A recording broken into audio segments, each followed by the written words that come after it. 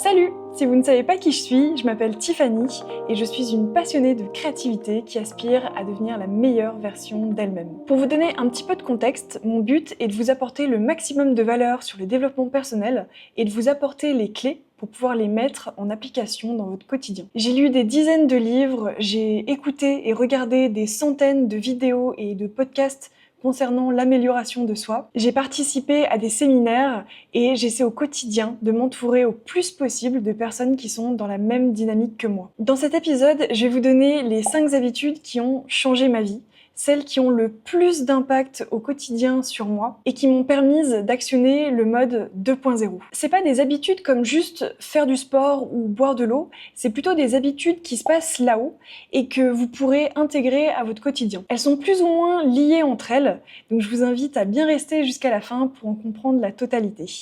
Et sur ce, voici la première. Numéro 1, devenir l'actrice principale de sa vie. Si vous nous suivez sur les réseaux sociaux, il y a de fortes chances pour que vous m'ayez déjà entendu dire ça, ou alors la version anglaise, tu es le main character de ta vie. Ce que je veux dire par là, c'est que tu peux pas remettre la responsabilité sur les autres, ne rien assumer, et mettre la faute sur tes parents, sur l'État, ton patron ou je ne sais quoi. Si tu fais ça, tu deviens juste un PNJ qui décide jamais de ce qu'il fait et qui fait que subir. Un PNJ, c'est les personnages non jouables dans les jeux vidéo, ou alors on pourrait traduire ça par figurant. Je dis ça, mais je vous rassure, j'étais la reine des excuses, et ça peut encore m'arriver parfois, mais plus tu reprends le contrôle, plus tu comprends que tu as le choix. En France particulièrement, on pense que tout nous est dû. Je pense que ça vient du fait qu'on est très privilégié et du coup, quand il nous arrive quelque chose de négatif, on pense qu'on l'a pas mérité. Par exemple, avec la sécurité sociale en France, on peut se plaindre de devoir payer les 7 € restants d'une consultation, alors que dans la majorité des autres pays, c'est des centaines d'euros à chaque fois. Pour revenir sur le mérite, j'en parle régulièrement sur les autres plateformes comme Instagram, TikTok, etc.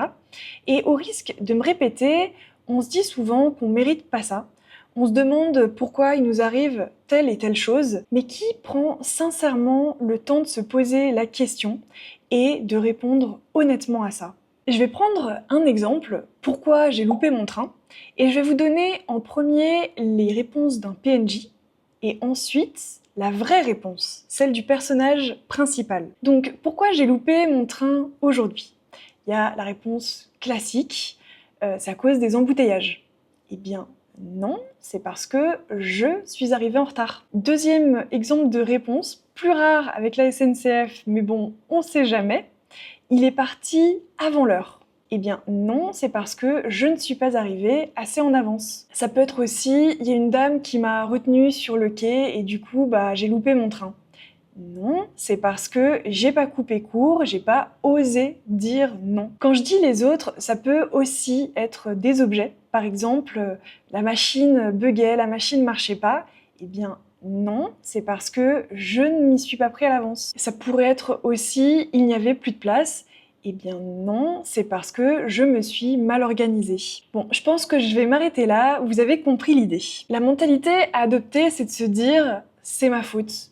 Et même si c'est pas ma faute, c'est pas grave, c'est quand même ma faute, parce que prendre l'habitude de se responsabiliser, c'est une force. Petite précision néanmoins, la vie est injuste, donc avoir cette mentalité-là, c'est bien, mais ne vous en mettez pas non plus trop sur les épaules. Et aussi, retiens bien que si c'est ta faute quand c'est du négatif, c'est aussi grâce à toi quand c'est du positif.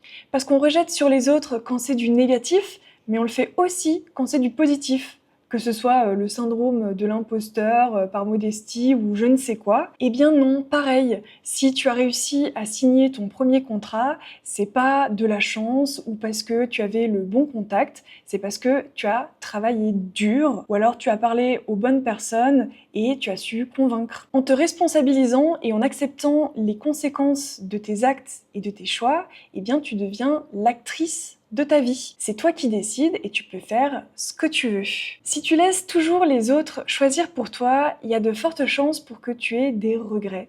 Et sincèrement, je le souhaite à personne parce que la vie, elle est précieuse. On n'en a qu'une. La question à se poser, c'est est-ce que si tu continues d'agir comme tu le fais, dans 30, 40, 50 ans, quand tu regarderas derrière toi, tu seras satisfaite de la vie que tu as eue ou non. Ça a été vraiment pour moi game changer. Et c'est ce qui nous amène à la deuxième habitude, penser que tout est possible. J'aime bien faire le parallèle avec les jeux vidéo, parce que dans un jeu, on peut choisir d'être à peu près n'importe qui, et l'histoire, elle tourne toujours autour de nous. Il nous arrive toujours plein de trucs, et on sent vraiment que l'avenir dépend de nous. Et le but, c'est de terminer le jeu en ayant la meilleure fin, en ayant tout testé, les meilleures combinaisons, les meilleures compétences, en ayant fait toutes les quêtes. Et à aucun moment on se pose de questions, juste on voit que c'est possible, alors on fait, on teste, on n'aime pas, on change, on accumule des points d'XP, de l'expérience, qui nous donnent des points de compétences, et c'est ça, un jeu vidéo en fait. Mais alors, pourquoi on l'adapterait pas à la vie réelle? T'as envie de tester un truc? Teste. Si d'autres l'ont fait, tu peux le faire aussi. En disant ça, il y a de fortes chances qu'il y ait toutes les barrières possibles et imaginables qui te viennent à l'esprit. Et je le sais parce que je suis passée par là aussi. Ces petites voix, il faut les faire taire, ou au moins, il faut pas les écouter. Il faut te convaincre que si c'est possible, si d'autres l'ont fait, tu peux le faire aussi. Ils ont 2 bras, 2 jambes, et encore, pas toujours. Et c'est des humains, et je suis humaine, donc je peux le faire. S'il te manque des compétences, tu peux les apprendre. S'il te manque des personnes, des connaissances du réseau, tu peux aller les chercher. S'il te manque de l'argent, tu peux travailler, ou alors faire un prêt à la banque, ou demander à ton entourage. Bref, c'est possible. Et même si à la fin, tu n'atteins pas tous tes objectifs, eh bien, c'est pas grave. Parce que au moins, t'auras essayé et du coup, t'auras pas le regret de te dire « et si ?» Parce que celui-là, il est terrible. Et si j'avais suivi mon rêve d'être artiste? Et si j'étais allée parler à cette personne, que je lui avais avoué mes sentiments? Et si j'étais partie faire ce voyage? Qu'est-ce qui se serait passé? Eh bien, malheureusement, si tu n'essaies pas, tu ne pourras pas le savoir. Ça nous amène à notre troisième point, définir les priorités de ma journée.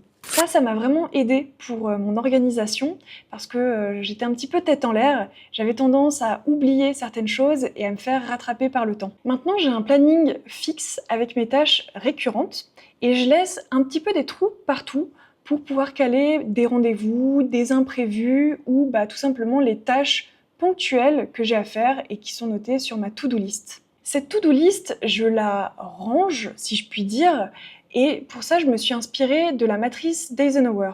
C'est pas très compliqué, c'est juste classer ces tâches par ordre d'importance.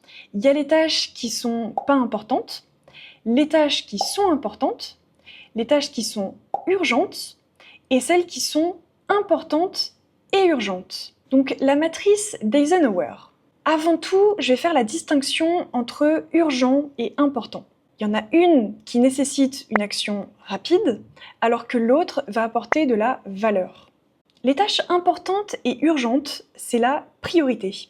Si tu commences par là, tu vas pouvoir concentrer toute ton énergie dedans, et donc il y a beaucoup plus de chances que tu réussisses à les terminer.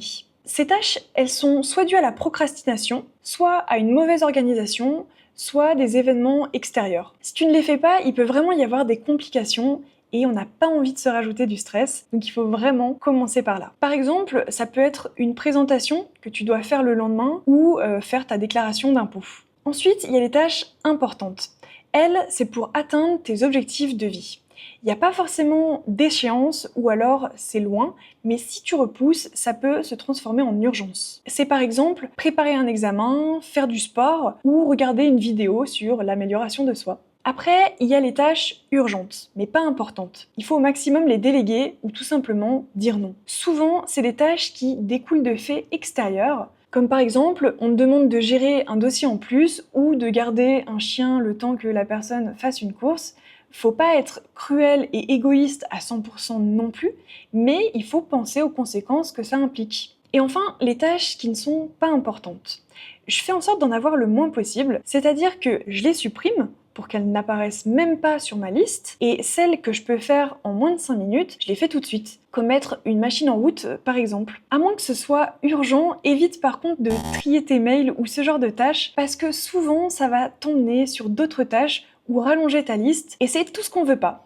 Au début, c'est peut-être un petit peu laborieux et tu risques d'hésiter, mais t'en fais pas, au bout de plusieurs fois, ça devient vraiment beaucoup plus facile. Cette façon de trier et de prioriser, ça m'a vraiment permis de remettre de l'ordre et d'avancer sur mes objectifs. Je t'invite à tester. Alors évidemment, tu n'es pas un robot, donc oui, si tu dois te laver ou prendre un café avant de commencer ta journée, fais-le.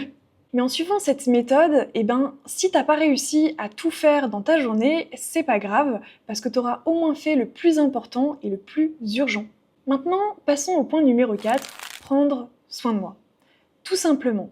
Que ce soit physiquement, mentalement ou spirituellement, on a tendance à se négliger, alors que c'est la base pour pouvoir profiter de sa vie pleinement et longtemps. Pour reprendre la comparaison avec les jeux vidéo, notre personnage, on fait attention à sa barre de santé, on fait attention à ce qu'il soit bien habillé, que son apparence nous plaise, on fait attention à ce qu'il ait bien mangé. Dans les Sims, on peut même suivre son aspiration et son mood, et on s'assure que tout soit toujours au vert avant de s'occuper du reste. Ça peut paraître un petit peu égoïste, mais en même temps, c'est le plus beau cadeau que tu puisses te faire à toi-même. Toutes ces habitudes, elles peuvent pas se mettre en place d'un coup, il va falloir du temps, mais si tu commences maintenant à te renseigner et à mettre les premières actions en place, il y a plus de chances pour que tu y arrives. À titre personnel, je suis loin d'être parfaite et d'avoir atteint tous mes objectifs, mais chaque jour, je fais un pas de plus, ce qui me permet d'être en constante croissance. Et je rajouterais que prendre soin de soi, c'est aussi vivre au présent. Trouver le bon équilibre entre passer à l'action et ne rien faire, juste être. Il nous reste le dernier point, apprendre tous les jours. C'est pas parce qu'on va plus à l'école qu'on doit arrêter d'apprendre. Ce serait d'ailleurs vraiment triste si après ça, on savait tout. Et apprendre, tu peux le faire de 1000 manières différentes. Tu peux prendre des cours en physique ou en digital, lire un livre. Si tu n'as pas le temps, tu peux écouter la version audio pendant que tu es en train de faire un trajet ou alors de faire le ménage. Tu peux aussi écouter un podcast ou alors visionner des vidéos YouTube. Apprendre, c'est aussi une façon de prendre soin de soi, parce que ça serait quand même dommage d'avoir tout qui est au vert, mais de ne pas avoir les connaissances. Même si je vois difficilement comment c'est possible. Mais voilà, avec Internet, tout est possible, il suffit de se servir, donc pourquoi s'en priver?